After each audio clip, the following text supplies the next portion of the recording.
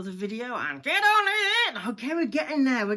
It's so good to talk about this. I know you have, just wait. Okay, we have had an absolutely incredible couple of days in the sporting world, and Crash here is absolutely bursting to talk about it. Oh, you're not kidding, mate. Oh, the weekend. Oh my God, let's go. Calm down. Okay. You okay? I'm good. Yeah. Okay. Sorry, thanks. Yeah. Right. First of all, two things to talk about today, but the first thing we're going to talk about is... Oh no. Can I do it? Oh, go ahead, you do it. What a race! Oh my God, that was unbelievable! It was a great race. Yeah, so Imola in Italy hosted the second round of the Formula One World Championship, and it was an interesting weekend, to say the least, mate. Oh my God, it was unbelievable. It was. Familiar face on the front of the grid with Lewis Hamilton. First turn on the front for Sergio Perez. Yep, Checo, Sergio Perez. Second on the grid, his highest ever qualifying position. And it was very nearly Lando Norris, third on the grid, but his fastest lap, he ran a little bit wide, his time was discounted. Oh, got it for him, mate. He really deserved it. Yeah, but they had to do what they did. I know, mate. Track limits and all that, yeah. So we went into the Sunday's race. Sorry. Went into Sunday's race, and what happened just before the race? It rained. Oh, you can't beat rain just before a race. It shook things up a lot. Oh, mate. Max's start was electric.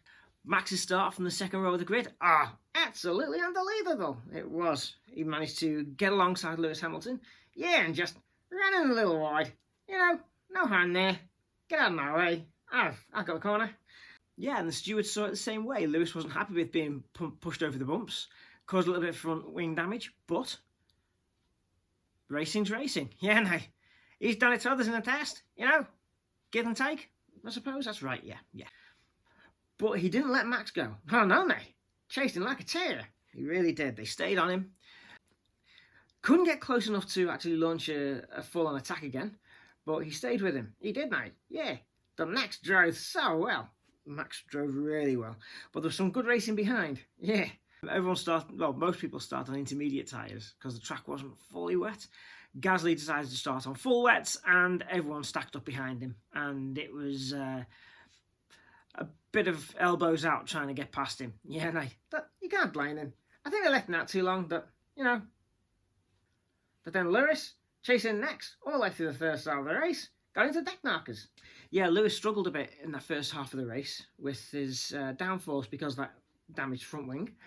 And he just couldn't quite keep with Max. They got into the back markers, into the Tesla hairpin, touched the dent out of the track, off he went. Yeah, he did. Very lucky, actually. Only touched the barrier, didn't do too much damage. No, he was very lucky indeed to be able to get away, carry on going.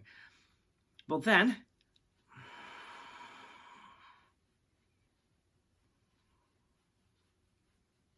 Crash! Oh, sorry, I just know. You just know. What happened later on that lap? Well, Toto was pissed. Yeah, Toto was not happy. Do you want to tell them why? Yeah. Russell and Bottas did crash. Oh, stop it. Sorry. You know what I'm like. I do know what you like.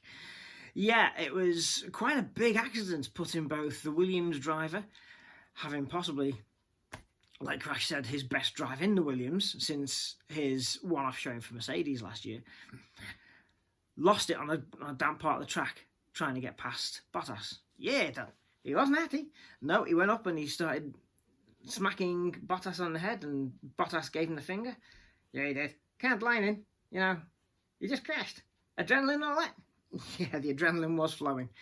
So what happened was Bottas stayed on the racing line. Russell tried to go past him, put two wheels on the wet, spun his wheels, spun round, took the two of them into the barrier. It was quite a heavy accident. But they were both okay. They were. Both got out of the car.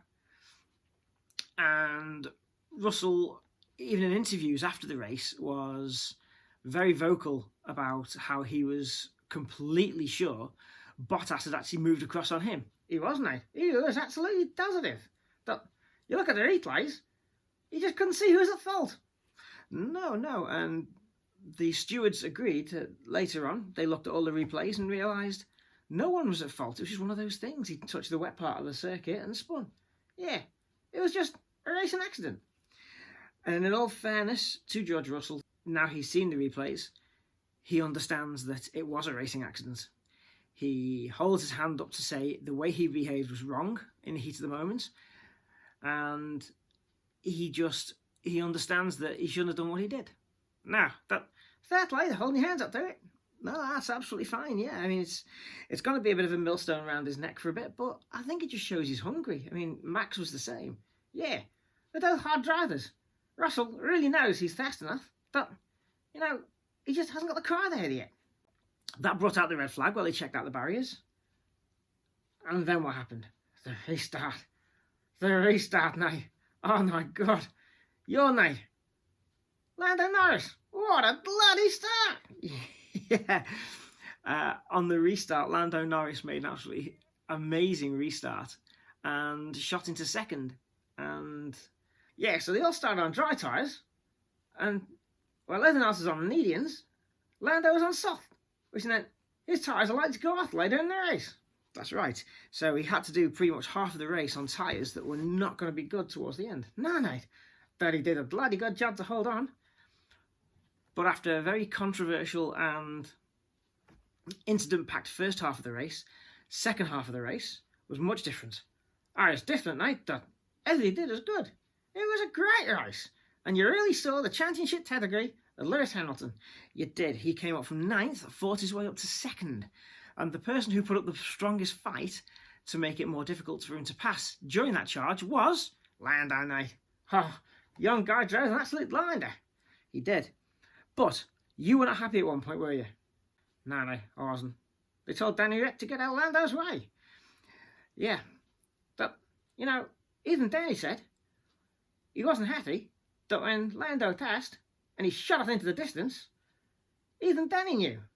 Couldn't keep it in. It was best to let Lando go. Yep, it was the best idea to let Lando go. And it meant Lando ran for a lot of the second half of the race in second place. He didn't really manage to pull much of a gap away from the Ferraris, but they couldn't challenge him. No. And Lewis got to the Ferraris, drove straight past them. And it took into that 3 laps to get past Lando. It did. But get past eventually he did. So after starting the second half of the race in 9th position, brilliant recovery from Lewis to finish second. Now, it's a 23-year season. If they got 21 more races like this, night has got to explode. It's going to be interesting. It really is, night. Oh, that's great. Anyway, next stop, Portugal. 2 weeks' time. Join us for that. That's going to be another cracker. Let's hope so. Don't forget, mate. Nikita Mazepin. Yeah, Mazepin finished the race. Yeah, sorry, I owe you a tenner.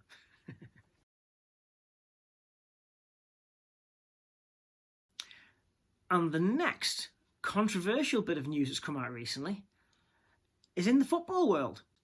Something has happened over the last few days in the UK that's really caught my interest too. Yeah, mate, it's unbelievable. I just don't get it. Some teams in Europe are trying to splinter off and form their very own Super League. Yeah, there's 6 teams in the UK that are trying to split off, which include the 2 Manchester clubs in Liverpool, and there's Arsenal, Tottenham and Chelsea. And they are looking at joining some European clubs and forming their very own elite league. And it's all about the money. Yep, it's pretty much all about the money. They reckon they can earn far more money for the teams by splitting off. But, don't know how it is in the rest of Europe, but in the UK, even Boris Johnson, the Prime Minister, is getting involved with this. He isn't, mate. Even he's annoyed at it. I don't get it. I mean, Jurgen Klopp, Liverpool manager, hates the idea. And yet, he's stuck in the middle. It's unbelievable. Liverpool played Leeds last night, and fans are gathered outside the stadium doing as the Liverpool coach can. I mean, what are they thinking? So, if these 6 teams split off, they would be banned from the Premiership. the FA Cup, the League Carabao Cup, the players, certainly from an English point of view, cannot play for their country.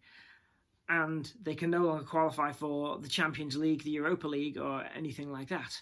That's right, Nate. It's all just ruining the integrity of the sport. And it's going to tarnish the reputations of those clubs. That's right. And there were Liverpool fans in Leeds who were standing shoulder to shoulder with the Leeds fans, booing as the Liverpool coach came. Now, it's the fans that can control this. It's the fans that can do this. Football is for the fans. Get together. Stop this. This is crazy. It is. And like I say, even politicians are getting involved. That's how big this is.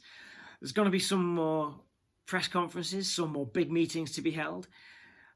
I couldn't tell you the exact date. Someone might be able to pop in the comments the exact date of when this is supposed to be formed. But it's very controversial. It's going to be messy from now on. The teams that are involved in this, reputation's going to be soiled for a while. That's right, mate. Muck sticks. Muck does stick indeed. And not only has Jurgen Klopp been very vocal against it, but what happened to Jose Mourinho? Oh yeah, Mourinho. In the state of all this, he actually told his owners he refused to take the guys onto the training pitch while all this is going on, not knowing what the hell is going to happen to the team. And what happened to Mourinho? Fired on the spot. Jose Mourinho, one of the world-class managers, winning manager, he's been fired out of the job because he refused to toe the line. Pretty much. It's going to be interesting developments on this. And when we know what's going on, I'm sure Crash and I will cover that again. Of course, Night. Anyway, thanks for joining us. Don't like and subscribe. Give us a shout. Did you watch the Grand Prix? What do you think of it? Who do you think is going to take the championship? And what are your thoughts on this Super League? Do you like it? Do you hate it? What do you think should happen? If the teams go ahead and do it, what do you think they should do about the leagues? You know, there's got to be plenty of people out there with thoughts about that's going on. So give us a shout. Let us know. It's really interesting to hear from you.